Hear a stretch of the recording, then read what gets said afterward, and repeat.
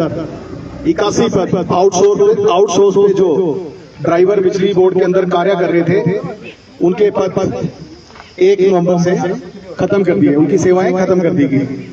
इसी तरह से बहुत से विभिन्न प्रकार के मुद्दे बिजली बोर्ड के अंदर चल रहे हैं, जिसके लिए हम इसी प्रांगण में पहले भी इकट्ठे हुए थे, चाहे वो ओपीएस का मुद्दा हो जिसे हमने नमस्कार जी, पंजाब केसरी टीवी देख रहे सभी दर्शकों का स्वागत है। सोलन से इस वक्त हम आपके साथ लाइव जुड़े हुए हैं और आप इस वक्त देख रहे हैं बिजली बोर्ड के कर्मचारियों की गेट मीटिंग यहाँ पर चली हुई। उनके आंदोलन अब एक बार फिर से शुरू हो गया है। उनकी अपनी मांगे हैं कि इंजीनियर के जिस तरह से 51 पद समाप्त किए गए हैं और जो चालकों को के पदों को समाप्त किया गया, जो आउटसोर्स के माध्यम से रखे गए हैं, वो उनको जो बाहर निकाला गया उन पदों को जो खत्म किया गया है। इसके अलावा इनकी ओपीएस को लेकर एक पुराना मुद्दा चला हुआ है और उसको लेकर यहाँ पर गेट मीटिंग चली है और तस्वीरें इस वक्त जरूरत है कि ज्वाइंट फ्रंट की कॉल जैसे ही आती है सभी को इकट्ठा होना और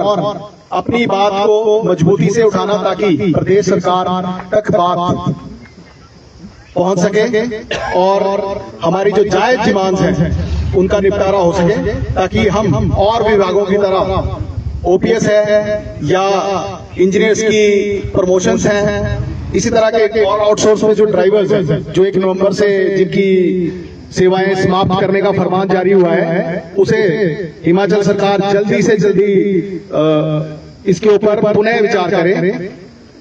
साथियों, मैं आपके सामने कुछ और बातें रखना चाहता हूं। आप जैसे जानते ही हैं कि टीम-8 की 1030 पोस्टें सर्विस कमेटी के अंदर लेके गए थे और सर्विस कमेटी की उसके ऊपर मोहर लगी है, लेकिन अभी तक उनका जो अपॉइंटमेंट का प्रोसेस है वो शुरू नहीं हुआ। वो भी बहुत इंपॉर्टेंट चीज है। और एक और मैं आपके बाद जो गंभीर बात अभी सामने आई है कि जितनी भी पोस्टें 2 साल से किसी भी डिपार्टमेंट के अंदर खाली पड़ी हैं, उन्हें खत्म करने का फरमान। तो हम मीडिया के बंधु मेरे हमारे बीच में आए हैं, मैं सबका स्वागत करता हूं और मैं चाहता हूं कि ये बात मीडिया के थ्रू हिमाचल सरकार तक पहुंचे कि जो आपका ये फरमान है इसके ऊपर आप पुनः विचार करें, ताकि किसी भी तरह की परेशानी बोर्ड के कर्मचारी अधिकारियों को ना हो सके। मैं कुछ नारे देना चाहूंगा ताकि थोड़ा सा जोश बने। ज्वाइंट फ्रंट जिंदाबाद, जिंदाबाद, जोर से बोलना है सबसे। ज्वाइंट फ्रंट जिंदाबाद, जिंदाबाद, जिंदाबाद, बिजली कर्मचारी जिंदाबाद, जिंदाबाद, जिंदाबाद, बिजली कर्मचारी जिंदाबाद, जिंदाबाद, जिंदाबाद, ज्वाइंट फ्रंट जिंदाबाद, जिंदाबाद, जिंदाबाद। हमारे बीच में इंजीनियर दिनेश गुप्ता जी पहुंच गए हैं, आपका भी यहाँ पे स्वागत है। साथियों, तो आप ये घटनाक्रम आप देख रहे होंगे किस तरह की परिस्थितियां दिन प्रतिदिन बिजली बोर्ड के ऊपर उत्पन्न हो रही है और किस तरह का संकट कि कर्मचारियों के प्रमोशन ऑर्डर हो या फिर रिक्रूटमेंट की बात हो, वो कोई भी हो नहीं पा रहा है। तो हमने जो अल्टीमेटम ज्वाइंट फ्रंट के माध्यम से सरकार को दिए थे वो सारे ही विफल रहे हैं और कोई कंक्रीट रिजल्ट नहीं निकल पाया है। हम ज्वाइंट फ्रंट की तरफ से उम्मीद करते हैं आप सबसे कि आपका भरपूर सहयोग ज्वाइंट फ्रंट को मिले, ताकि आपकी जितनी भी डिमांड्स हैं वो हम मजबूती से सरकार के सामने उठा सके और उसका निपटारा जल्दी से जल्दी करवा सके। हमारे बीच में हमारे बहुत ही सीनियर आदरणीय श्री पीएल गुप्ता जी आए हैं, तो मेरी रिक्वेस्ट है कि वो मंच पे आकर अपनी बात सबके बीच में रखें। सोलन की इस वक्त तस्वीरें आप देख रहे हैं बिजली बोर्ड के कर्मचारियों की गेट मीटिंग है। पेंशनर भी इसमें हिस्सा ले रहे हैं और आप देख रहे हैं कि जो पीएल गुप्ता जी अब संबोधित कर रहे हैं। सभी कर्मचारी बंधुओं एवं हमारे पेंशनर साथियों, ज्वाइंट फ्रंट की गेट ये मीटिंग है। नाइट कॉल क्यों दी गई ये अभी आपको इसकी पृष्ठभूमि बताई गई। जैसे यहाँ पर हम पहले भी इकट्ठा हुए थे, उस समय परिस्थितियां कुछ और थी। वो परिस्थितियां इस प्रकार की थी कि सरकार के वायदों के मुताबिक हम उसका इंतजार कर रहे थे कि वो जो वायदे सरकार ने किए थे उसको पूरा करने में शायद कुछ समय लगेगा, तो हम उसके इंतजार में चलते रहे। परंतु टकराव जो रहा वो खास तौर पे जो बोर्ड का प्रबंधन था उनके साथ, उनकी नीतियों के साथ, उनकी कार्य प्रणाली के साथ। परंतु आज की परिस्थिति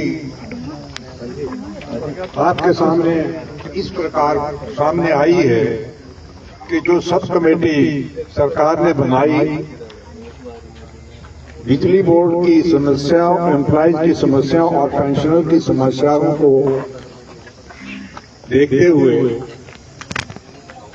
उससे लगता है कि वो जो प्रबंधन के साथ टकराव था वो सरकार के ही इशारे पर कुछ था। और जैसे बताया, जो पहली बात चली वो चली ओल्ड पेंशन की।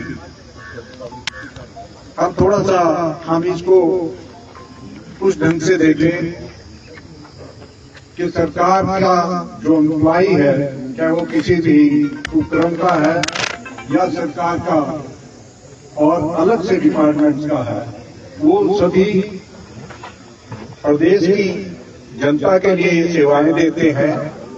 वो टेक्निकल रूप से उनको बोर्ड बना दिया गया, कारपोरेशन बना दिया गया, वो भी एक माना जा सकता है कि भी वो एक विघटन की तरफ कदम रहे थे।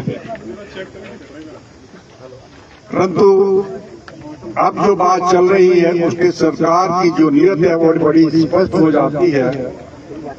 मैं शाम को जो हमारे मुख्यमंत्री जी हैं उन्होंने जो बात कही, वो बात ऐसा लगता है कि कोई मुख्यमंत्री नहीं कह रहा है, कोई ऐसा व्यक्ति कह रहा है जिसको प्रदेश की सरकार चलाने के लिए जिम्मेवार नहीं बनाया है। वो ये कहते हैं कि मुझे मालूम नहीं पड़ रहा है, मुझे समझ नहीं आ रहा है कि बिजली बोर्ड का एम्प्लॉय या पेंशनर वो क्यों टकराव में है। हम बिजली बोर्ड को सब्सिडी देते हैं,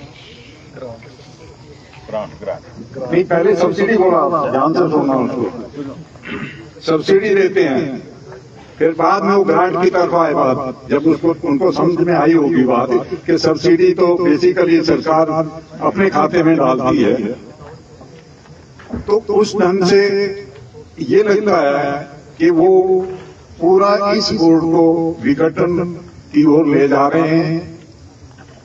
अब वो कहते हैं हमें समझ नहीं आता, परंतु हम ये समझते हैं कि उनको ये समझ में नहीं आता कि ये जो बोर्ड है एक समय में ये पैरेलल गवर्नमेंट हुआ करता था।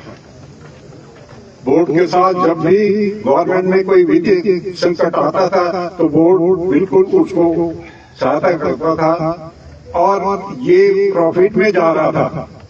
अब आप ये देखिए कि प्रॉफिट से अब मुख्यमंत्री जी कहते हैं कि इनको अपने पांव पे खड़ा होना चाहिए बोर्ड को। तो आप बताइए कि इसको लंगड़ा किसने किया? सरकार ने ही किया, इनकी नीतियों ने किया। पहले जो एक प्रॉफिट में चल रहा था, लाभ में चल रहा था बोर्ड, उस बोर्ड को आज इस स्थिति में लाने वाला कौन है? उस बोर्ड की जिसकी इतना अच्छा कार्य रहा, इतने प्रोजेक्ट बने, इतनी इलेक्ट्रिफिकेशन हुई, सारा कुछ हुआ, और उसके बाद आप ये कहते हैं कि बोर्ड जो है उसको अपने पांव पे खड़ा होना चाहिए। इसके पीछे नीति यही लगती है, इनकी मंशा यही लगती है कि ये प्राइवेट की तरफ को इनका इशारा है, क्योंकि जब एम्प्लॉयज के साथ और सरकार चलती है तो बहुत सारी चीजें वो छुपी नहीं रहती। जब ये प्राइवेटाइजेशन हो जाती है तो उसके बाद बहुत चीजें पर्दे के पीछे चले जाती हैं। जो भी उनके साथ संबंध स्थापित करते हैं प्राइवेट कंपनीज, उनके साथ उनका व्यवहार कुछ और रहता है, और किस तरह का व्यवहार रहता है मैं इस मंच से नहीं कहना चाहता। तो वो जो डायरेक्ट एक संबंध बन जाता है सरकार का या पॉलिटिकल पार्टीज का, उसकी वजह से ये सारे विघटन की स्थिति सामने आती है। हम तो ये चाहते हैं कि जो भी जितने इन्होंने उपक्रम दूसरे बनाए हैं इनकी आवश्यकता ही नहीं थी, क्योंकि ये बहुत छोटी स्टेट है। ये बड़ी स्टेट होती तो कुछ और बात थी। हर जगह हर चीज जो है वो एक ही फार्मूले से कहीं एप्लीकेबल नहीं हो पाती। अब ये जो बचा था और इसमें कह रहे हैं कि पोस्टें खाली है, जब आप नियुक्ति नहीं करेंगे, प्रमोशन नहीं करेंगे तो पोस्टें तो खाली रहेंगी। तो ये बहाना ढूंढ करके कि इतने सालों से पोस्टें खाली है, हम उसको उनका जो है उनको समाप्त कर देंगे और कोई नियुक्ति नहीं करेंगे, तो एक बड़ा अपने आप में स्पष्ट कर देता है कि आप इसको, इस बोर्ड के अस्तित्व को बिल्कुल समाप्त करना चाहते हैं, जो भी एम्प्लॉइज के लिए नहीं, पेंशनर्स के लिए नहीं, उनके परिवार के सदस्यों को साथ मिलाते हुए अगर देखें तो कम से कम 3 लाख लोग इससे प्रभावित होते हैं। आप ये देखिए कि 3 लाख उनकी बात कर रहे हैं जो इस वक्त नौकरी या उस अवस्था में है, परंतु अगर हम उनके बच्चों को भी देखें तो ये 5 लाख से ऊपर बात चली जाती है। तो सरकार को सिर्फ यहीं तक नहीं सोचना चाहिए कि हमने कभी नहीं देखा, इनसे पहले भी सरकारें रही, जब भी कोई समस्याएं कर्मचारियों की या पेंशनर्स की होती थी वो बड़े समन्वय के साथ उनको सुलझाने का प्रयत्न करते थे। सरकार और उसके साथ जो ब्यूरोक्रेसी है, उन ब्यूरोक्रेसी की जो एक सांठगांठ है, उससे आम आदमी और जो हमारे एम्प्लॉइज हैं, पेंशनर्स हैं, उनके ऊपर बहुत प्रभाव पड़ता है। अब ये नीतियां जो हैं, जो हमारे पास बहुत सारे यहाँ रिटायर्ड लोग हैं जिनका बहुत अच्छा एक्सपीरियंस रहा है। अभी आप देखिए कि 3 हमारे बोर्ड के ही सदस्य एमडी रहे हैं, अब क्या जरूरत पड़ी थी? मुझे अच्छा नहीं लगता है बोलना, क्योंकि ना कोई जिम्मेवारी है। 3 साल के बाद, 2 साल के बाद, 1 साल के बाद काउंटर हो जाएंगे। तो जैसे एक किस्म से आप कैंपिंग कहते हैं ना, तो ब्यूरोक्रेसी की तो एक कैंपिंग है। जब बात आती है जिम्मेवारी की, कुछ देने की, तो बोर्ड जिम्मेवार है। जब उनके ऊपर बैठाने की बात आती है तो सरकार है। ये लोग आकर के जब यहाँ वर्णन करते हैं, हमारे क्या जितने इंजीनियर रहे हैं, बहुत सारे हमारे बहुत पहले चेयरमैन भी रहे हैं, एमडी की बात छोड़िए, चेयरमैन भी रहे हैं, तो क्या वो सफल नहीं है? मैं तो ये कहता हूं कि टेक्निकल डिपार्टमेंट में एमडी या चेयरमैन वो टेक्निकली ही होना चाहिए। ये जो सिस्टम है ब्यूरोक्रेसी का, इसमें आप सभी समझते हैं, बोलने की आवश्यकता नहीं, परंतु फिर भी jack of all trades but master of none. Industry में चले जाएंगे तो इंडस्ट्री के एक्सपर्ट, इलेक्ट्रिसिटी बोर्ड में आएंगे तो इलेक्ट्रिसिटी बोर्ड के एक्सपर्ट, मेडिकल में चले जाएं तो डॉक्टरों से भी ऊपर, सबकी जानकारी इन्हीं को होती है और जिम्मेवारी कोई नहीं। सरकार भी, अब मुझे ऐसा लगता है कि सरकार भी सक्षम होने के बजाय अक्षम होकर के वो ऐसे ही ब्यूरोक्रेट को साथ रखते हैं जो उनकी बात में हाँ में हाँ मिलाए। और ये सारी परिस्थिति सिर्फ इलेक्ट्रिसिटी बोर्ड के साथ ही नहीं है, सभी डिपार्टमेंट्स की बात देख लीजिए। हाल हर जगह, हमारे प्रदेश में हर जगह देखिए, सभी इसी तरह से इस परिस्थिति से जूझ रहे हैं। थोड़ा मेरा, हमारे इंजीनियर बंधु यहाँ बैठे हैं, खड़े हैं और रिटायर हुए हैं, सर्विस में हैं। मैं समझता हूं कि ऑफेंसिव नहीं होना चाहिए, डिफेंसिव भी नहीं होना चाहिए, असर्टिव होना चाहिए। अपनी बात को दम से रखिए। जब आप अपनी बात को दम से नहीं रखेंगे, हमारा सरकार के साथ कभी झगड़ा न करने की नियत है, न हम करेंगे, परंतु असर्टिव जरूर रहेंगे और रहना पड़ेगा। तो जो भी आगे इस वक्त ज्वाइंट फ्रंट में है, मेरा उनसे ये अनुग्रह रहेगा कि पूरे तौर से अपना समन्वय बना के रखिए। आपके पास एक ऐसी फोर्स है